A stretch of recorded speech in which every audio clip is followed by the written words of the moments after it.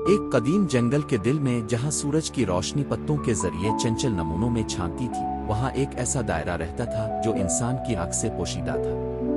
ये परफितन मखलूकात से भरी हुई सरजमीन थी जिस पर जादू की नर्म सरगोशियों का राज था। परिंदे ऊपर से हम आहंगी से गाते थे और हल्की हुआ के झोंके ने जंगली फूलों की ताज़ा खुशबू ले ली थी। यहाँ परियों ने रक्स किया, इंसानी नजरों से पोशीदा फिर भी ऐसे निशानात छोड़े जो तखयलाती रूहें पकड़ सकती हैं।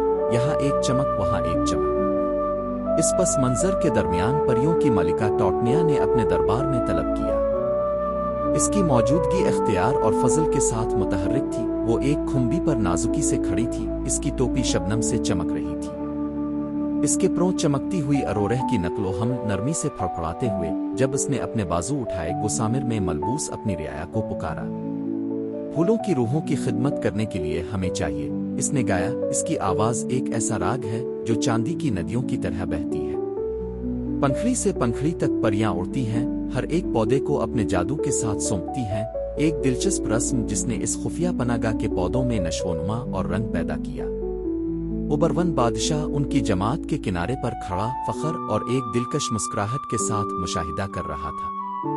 अगरचे बाज़ाब्ता और मजबूत टॉटनिया के लिए इसकी मोहब्बत ने जजीरे के जंगल को गर्म कर दिया, जड़ों और तनों पर एक चमक पैदा कर दी जिसकी वजह से वो साकिन हुआ में रक्स करते थे।